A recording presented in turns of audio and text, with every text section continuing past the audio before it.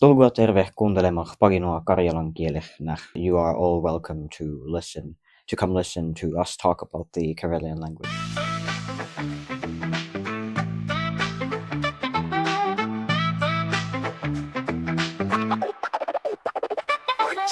This is episode 3 of the Babel Bureau, a podcast where European language policy gets decoded, debated, and sometimes lost in translation. I'm Alicia Pfeiffer, and here we navigate the maze of multilingualism with the help of amazing multilingual guests. The Babel Bureau is co-funded by the European Union. The views expressed are those of the authors and do not necessarily reflect the views of the EU or the European Education and Culture Executive Agency. In episode 3, I'm talking about an endangered language with Niko Tynnyrinen, a university teacher and a language activist involved in revitalizing Karelian. First, Niko will teach us a few phrases. Then, we'll talk about the revitalization program and the importance of young people's online presence for the cause. We'll laugh at misunderstandings, and we'll find out more about the community of speakers. So, tulga terveh!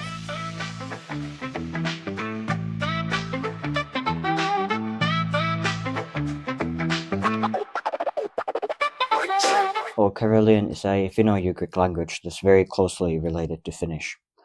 And it's traditionally spoken in eastern Finland and western Russia, and it's endangered in both countries.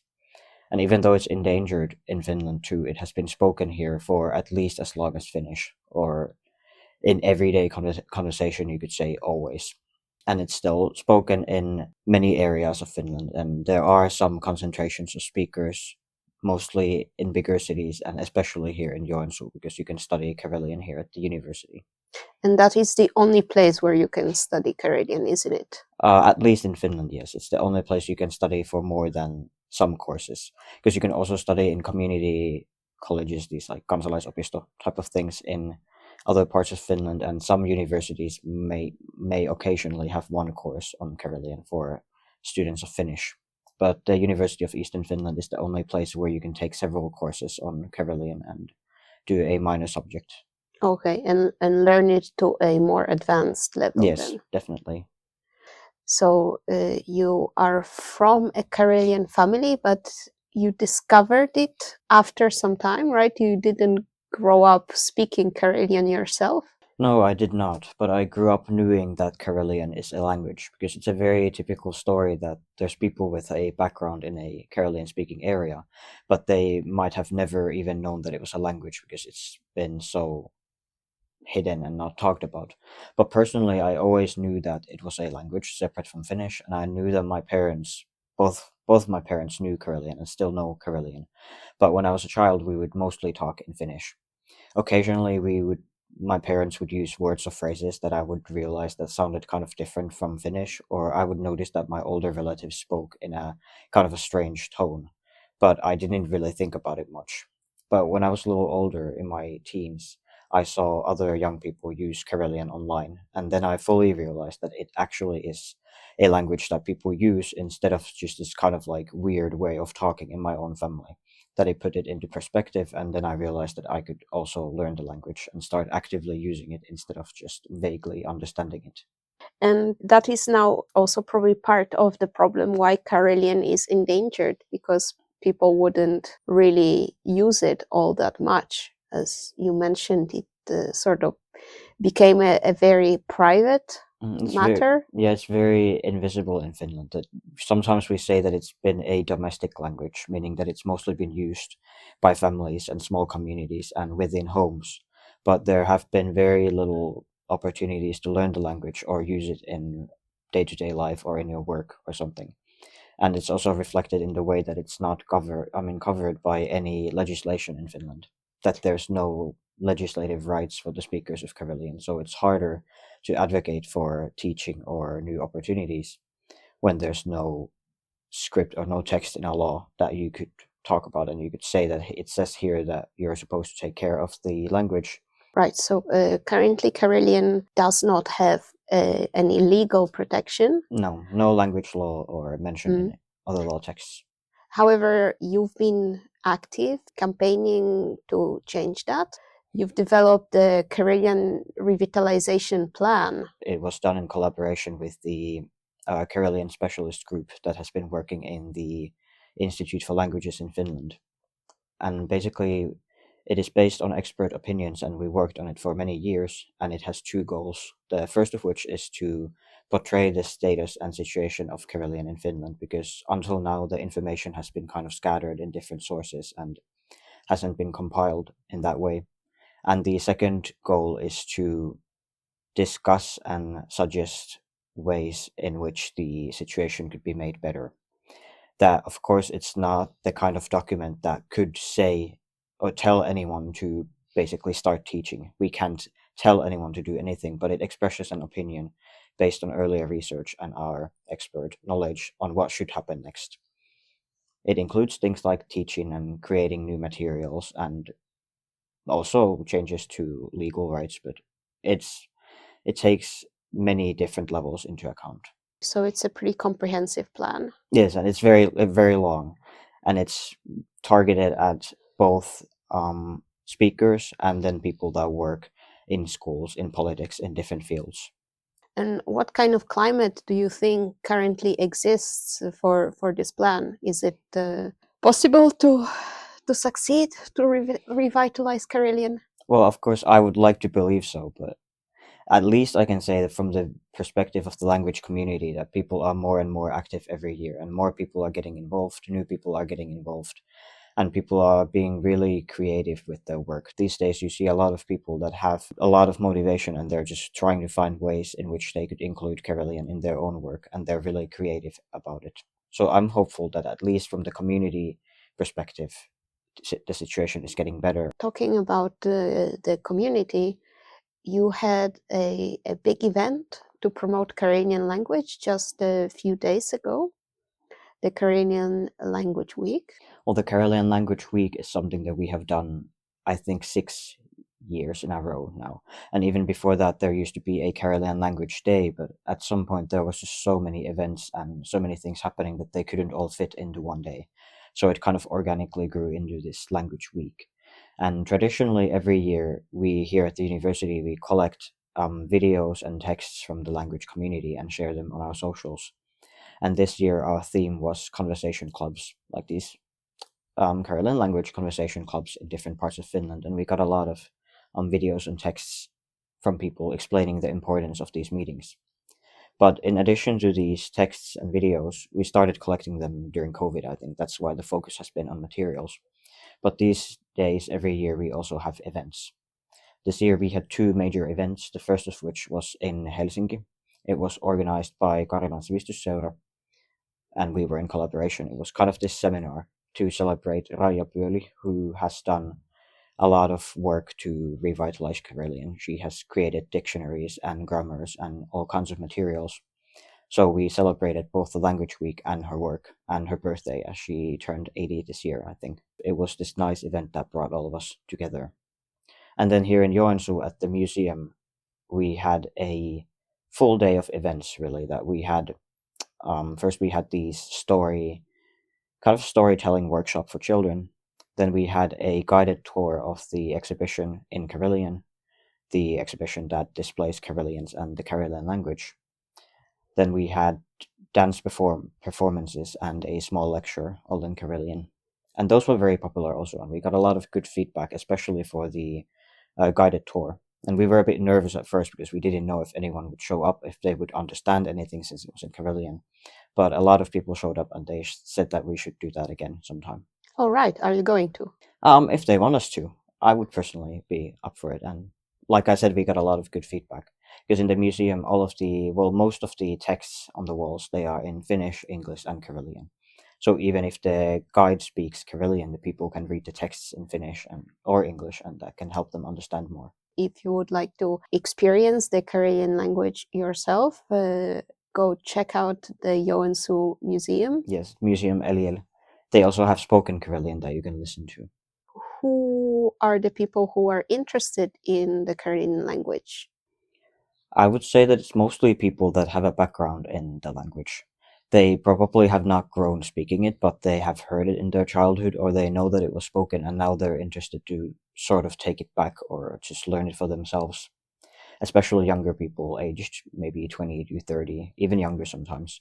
But we also get people that are a bit older and that used to speak Karelian as a child, but then kind of forgot about it or just didn't have chances to use it. And now they have noticed that it's being revitalized and used and taught, and then they're coming to find opportunities to use it more.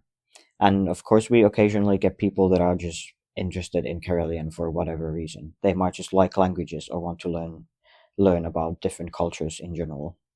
It's a very mixed bag, but usually mostly people that are so-called reconnectors that want to learn the language that was spoken in their family before. All right, and it's great to hear that there is this energy in the community. That's definitely very important for any revitalization effort. But if you were to think about some challenges that the Karelian language faces today, both within the community and maybe the broader society, what kind of challenges are present? I would just mostly it comes back to how difficult it is to learn the language and to maintain the language in your day-to-day life. That of course there are more and more learning resources and courses and opportunities these days, but it can only take you so far, because you can learn the language to a relatively good level, but then trying to keep that proficiency in use might be challenging. But you run out of materials pretty fast, so you might not have chances to actually use your proficiency and keep it in good shape. And if you live somewhere where there are not a lot of other speakers, you might just not have chances to use the language. And of course, when you're very active and motivated, you can find a way to learn the language. But if you are, say, if you want your children to learn Karelian and you want to know how or if it's possible to find teaching in a school, you might not know where to go to. There's no earlier example, there's no structure, there's no experience of those things being done. So all the speakers are kind of alone in their efforts, that they really need to do a lot of work to be able to use the language. And of course, all of these things could be improved if the so-called official or governmental support of the language was better and it was improved. All right, so we need the support of policymakers Yes, definitely. to connect and to develop more resources. Because I always say that, of course, the revitalization starts from the speakers. No matter how much funding or projects you have, just the policymakers alone can't revitalize the language. But similarly, the community can't revitalize the language unless they get help and funding and resources. Another thing that you mentioned when we first talked about Karelian was this challenge of sort of being restricted to the home. How do we adapt Karelian to the modern day? It's kind of a hard question because for me it's so normal that I use Karelian in my work. I use it when I'm writing my PhD. I use it in all kinds of contexts. But I know that some people, especially those people that have learned it as a child and when they were younger and then not used it since, they really might struggle to use it to explain, for example, what they do for a living or what hobbies they have. That they could very easily talk about their childhood or the games they played, the foods they ate, and so on, but they can't use it in this day and age. So because of this, of course, it's a big part of revitalizing a language to create new words and just learning how to use the language in different situations. That we here at the university, we create these thematic like vocabulary lists based on what we have going on at work or what people ask us to do. That sometimes we might get messages saying, I don't know how to talk about my family because all the dictionaries, the vocabulary is kind of outdated, that it's very like this nuclear family in before the Second World War, and it's very like historical. So they might just ask us for help, that how do you think that I could talk about different kinds of families, and then it might grow into a full vocabulary list. And one big part of it is, of course, the Yle news in Karelian, that every week there is a few news articles translated and this kind of podcast type of news show that's for 3 to 4 minutes. So every week, of course, since they are about current topics, the reporter has to create new words. And in that way, the news revitalize the language very concretely and help the listeners talk about these topics in their day-to-day lives as well. Are there any artists who sing in Karelian or write in Karelian? There definitely are, and I think art has been a great way to raise awareness. Because, of course, the threshold to start reading texts in Karelian might be a bit high for people that don't have a background in the language, but it's easier for them to listen to music in Karelian. And especially the folk duo Loimalan Voima has been very popular lately, and they have received some prizes for the work they do. They make music entirely in Karelian. But in general, I would say that online, a lot of people use Karelian these days, and for some people, it might be the only place where they use the language. And it's kind of surprising to some people because if you don't know the community, you might think that it's only used by older people and villages and in small communities. But online, it's Karelian is very actively used there. And there are a lot of resources in different places, but I would say that a good place to start is the blog of the University of Eastern Finland. We have a blog for Karelian language revival. I think it is in Finnish and Karelian only, but if you look up, just Google UEF Karjalan Elvytys or something like that, you will find our blog that has all kinds of links to different materials, texts, videos, audio, because we know that a lot of people might machine translate it. The user interface is in Finnish, so it's easy to get around if you just translate the page. But I would say that it's a good place to start because it's luckily gotten to the point where the community online is big enough that I don't know everyone anymore. So it's not like a small community that I could give a comprehensive list of things that are going on in Karelian, but it's getting more organic and just growing in different directions, which I think is good. What does the community need Mm. apart from the policy change and the Mm. policy support? More than anything, the community needs chances to use the language and to learn the language. I would say that one of the key goals in the upcoming years is to make teaching and learning opportunities for children, and not only for children, but also for younger adults, because they are, of course, the people that will have children in the future and will want to relay the language to their children. And that will not be possible unless they um, know the language to a certain degree. So I would say that we need both school teaching and some kind of courses that are affordable and free for everyone to enroll in. And also, we just need, in general, visibility and to somehow make more people realize that Karelian is a language that is still used and that it's a natural part of the linguistic landscape here in Finland. And the more people know about the language, the easier it is for to advocate for the language and do different kinds of projects and materials and so on. So I would say that the speakers, they are in a very good situation right now. They are motivated, they know each other, they know what they want, but they need support and something to get them through the initial hardships in learning an endangered language and trying to figure out how to use it and where to use it. What's your favorite word? That's a very hard question because I don't necessarily have a favorite word, but the first word I ever remember hearing in Karelian was a verb that means to understand. In the basic form, it's ellendiä, but I remember being asked as a child, ellendätkö, which is, do you understand? When I somehow probably misbehaved, I did something I wasn't supposed to do, and first they asked in Finnish that you need to stop this, do you understand? But when clearly I did not understand, then they asked in Karelian, which was supposed to be a little like probably harsher or more severe. But I don't remember if it worked, but I remember that that was one of the first times that I remember actively realizing that that was a different language and there was a language shift. I think I was like 4 or 5 years old or something. But usually when people ask me this question, that's the first thing that comes to mind. Okay. And of course, it's a very useful word. Yeah, I use it Definitely. regularly, of course. I want to encourage everyone that's interested in the language to just try using it because a lot of the time people might worry that they don't have a background in Karelian. Are they allowed to learn it? Which, in my opinion, is kind of a silly question because it's not like it's a closed community.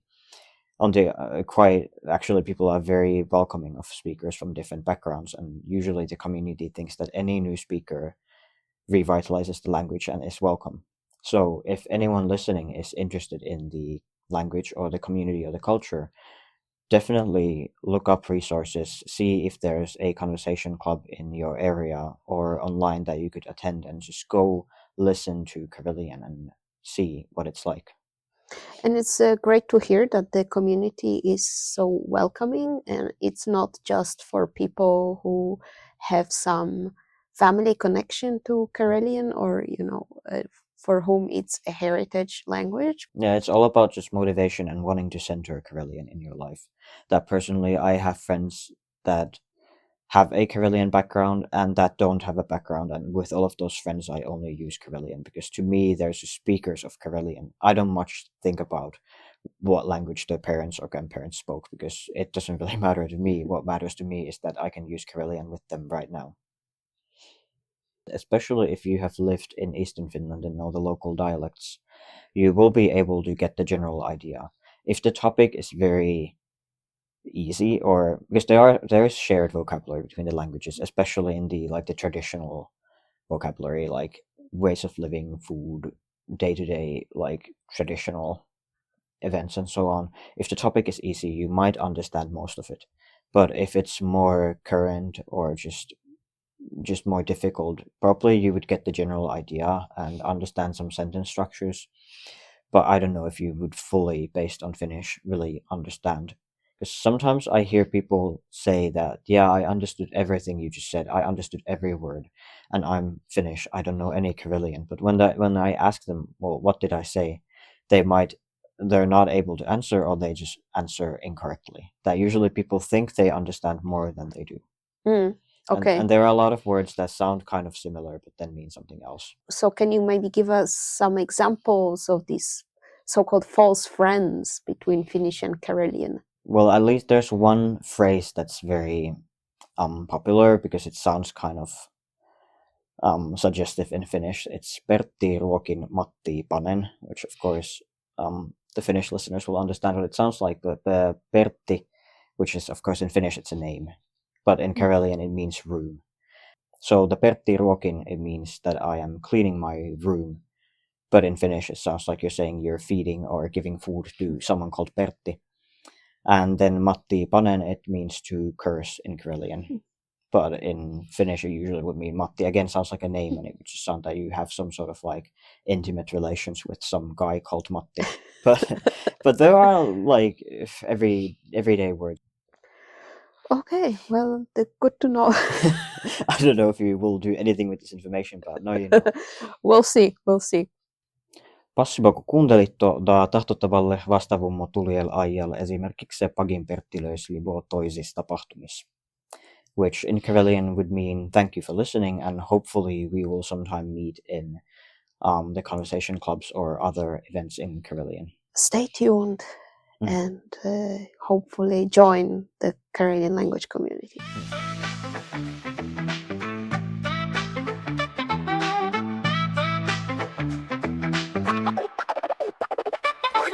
This was the Babel Bureau, a podcast about language policy in Europe. Today's guest was Niko Tynnyrinen, and we talked about the endangered Karelian language. I'm your host and producer, Alicia Pfeiffer, from the University of Eastern Finland.